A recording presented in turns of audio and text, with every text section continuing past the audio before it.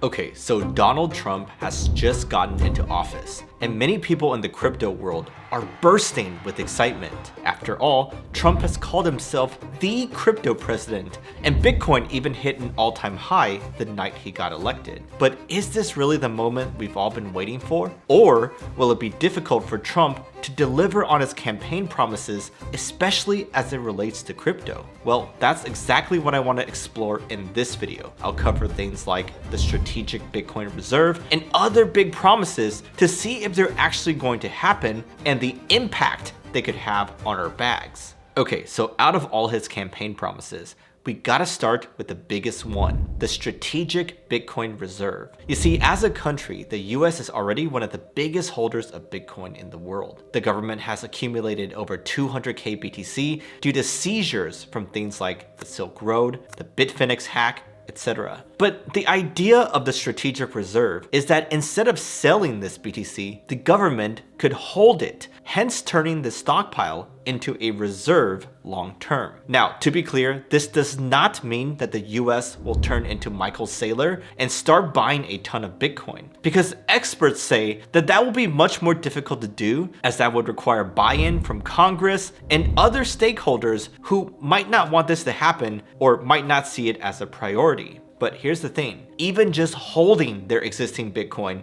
would still be huge, because it would send a clear message to the rest of the world that the most powerful government in the world views BTC as a legitimate store of value. So this could change the perception of BTC globally, potentially causing other countries to get in on the action. And because many countries don't have their own stockpiles of BTC, this could lead to FOMO on an international scale, which would of course cause the price of Bitcoin to skyrocket. In fact, we're already seeing signs that other countries are catching on. Countries like El Salvador have made the news with their high-profile Bitcoin strategy. But they're just a tiny country with not as much weight on the global stage. However, we are seeing politicians from Japan and even from countries within Europe having serious discussions about creating a reserve of their own. So that's definitely promising, but just how likely is it for these reserves to actually happen? Well, there are a lot of signs that it's not just talk and that it could actually come to fruition. Like Senator Lummis from Wyoming has been a staunch proponent, even saying that the US should buy 200k BTC per year for the next 5 years. Now, obviously, that is a huge number and it's not necessarily realistic. However, even a smaller, consistent effort from the US to acquire BTC would be a big deal that could also lead to FOMO from other countries. Also, in recent weeks, we've seen US states such as Pennsylvania,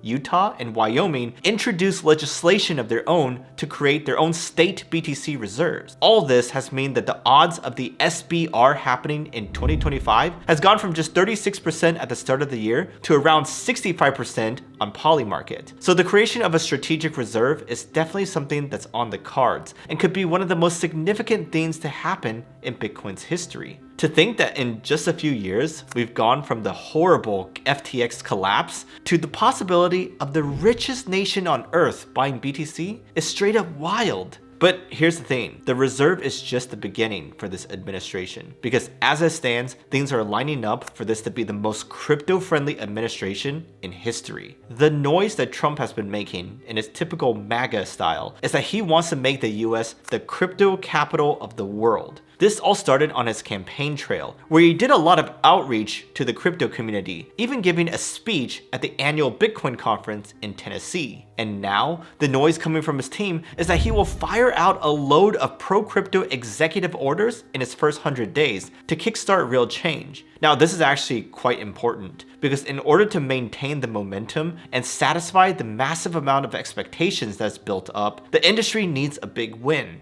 Without one, the market could get spooked, so he needs to move fast, but there's reason to believe that he will. The rumor is that he wants Bitcoin to hit 150k early in his presidency. And if this is in fact true, then it's huge for the space. What's clear about Trump is that he loves winning. And if he's tying his reputation to the success of crypto, then there's every incentive for him to make it happen. But here's the thing. it actually goes a lot deeper than this. Because if we look at World Liberty Fi, the crypto project that's backed by him and his family, it gives yet another strong indication that they have a massive personal stake in the success of crypto. You see, that project has been acquiring not only a ton of BTC lately, but also ETH and even ENA. So it's clearly not playing around and is super serious about becoming a major player in the space. Also, his sons, Eric and Don Jr., both own a ton of crypto, and it's widely reported that his youngest son, Barron, was a big factor in the launch of his meme coin. In fact, his meme coin broke pretty much every record imaginable and sucked up every bit of attention and liquidity around crypto. So that's probably the biggest proof that he's all in and won't be afraid to make big moves in the future. But you know what I'm wondering? I'm wondering who he has around him besides his family to advise him on crypto. After all, we know that he's busy and has other things to do besides study blockchain technology. Well, before I share with you what I discovered there, you gotta check out Breakout, which is a prop trading firm that's also the sponsor of this video. But you should check them out because it's super unique. Like, you can trade with their funds instead of your own. Basically, Breakout lets you trade with large account balances for a small upfront fee. All you gotta do is pick the account size you'd like to buy an evaluation for and hit the profit target to become a funded trader. Once funded, you keep up to 90% of the gains you make without risking your own money on every trade. And on Breakout, you can trade anything from BTC and ETH to all the latest and greatest meme coins with top tier liquidity. There's no restrictions, no delays, just pure trading freedom.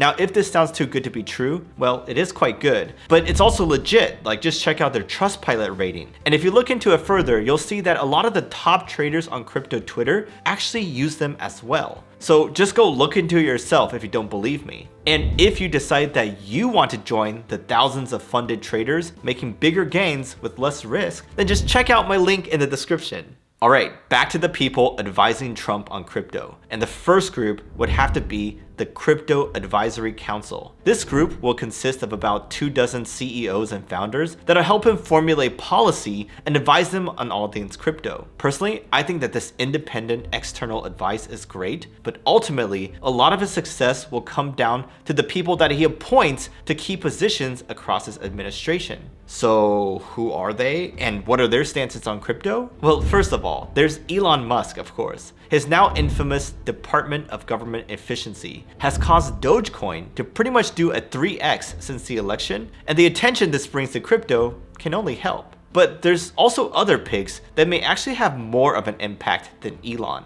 For example, Scott Bessent, who's his pick for Treasury Secretary, is a big crypto advocate and thinks that this government should have a 2025 approach to digital assets. But perhaps even more impactful than him is Trump's pick to replace Gary Gensler, and that'd be Paul Atkins. You see, Atkins is a big crypto advocate and even joined the Token Alliance back in 2017, which is a crypto advocacy group. He also founded a financial services group which serves a wide range of crypto-related clients. So he's well versed in what this industry needs. But beyond those, you can also find crypto enthusiasts scattered throughout his cabinet. For example, Howard Lutnick, his pick for Secretary of Commerce, also spoke at the Bitcoin conference last year. And even his VP, JD Vance, has disclosed that he owns around $500,000 worth of Bitcoin. So with this sort of team around him, Trump could not only have the will, but also the way to enact the sort of policies that crypto needs to thrive. Now, in some recent comments, Trump has suggested that one of these policies could be to eliminate capital gains tax on Bitcoin and other coins issued by US companies. Now, at the moment, it's a bit unclear as to what this actually means or whether it's even feasible to pass as tax regulation.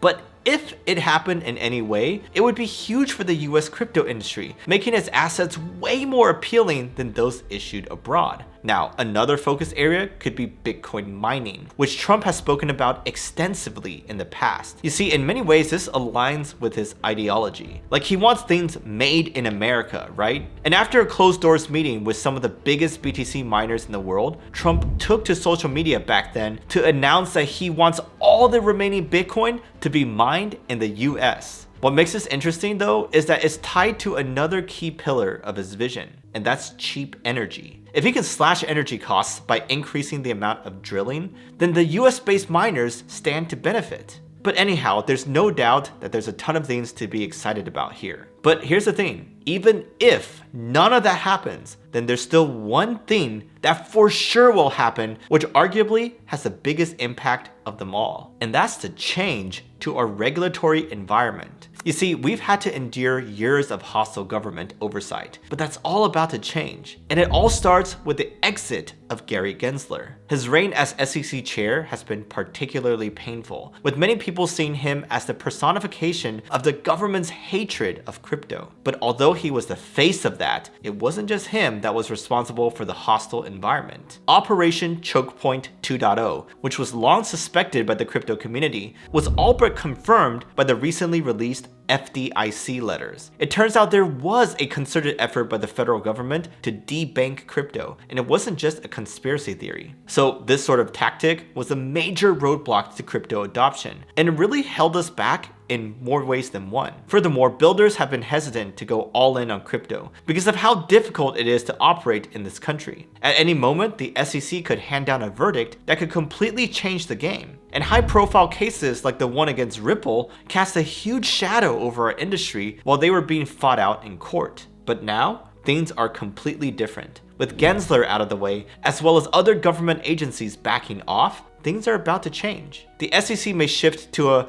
most tokens are commodities view, and this may cause some projects to actually make their tokens accrue value to their holders instead of just being valueless governance tokens. Also, the SEC is considering freezing all lawsuits and enforcement actions that don't directly involve cases of fraud. So, if these things were to happen, it would change the space overnight, creating a permission to build environment that would make money, talent, and general enthusiasm flood back into the US. But anyhow, I want to be realistic here for a second, because while I am excited about the things to come, I think we gotta be careful that things don't swing too far the other way. Like, we've been asking for fair rules and sensible regulation for years now. But that doesn't mean that we should want this cycle to become an everything goes crime season, as that would only hurt the space long term. If everyone just starts launching meme coins and pumping and dumping on retail, then that would make our industry look super bad and would diminish all the hard work of the builders out there that are grinding to make impact. But anyhow, besides Trump and crypto, another huge story out there is Microstrategy and what they're doing with buying all the Bitcoin that they possibly can. I made a video analyzing the potential risks of their approach, and to find out my verdict about that, you gotta watch this video right here.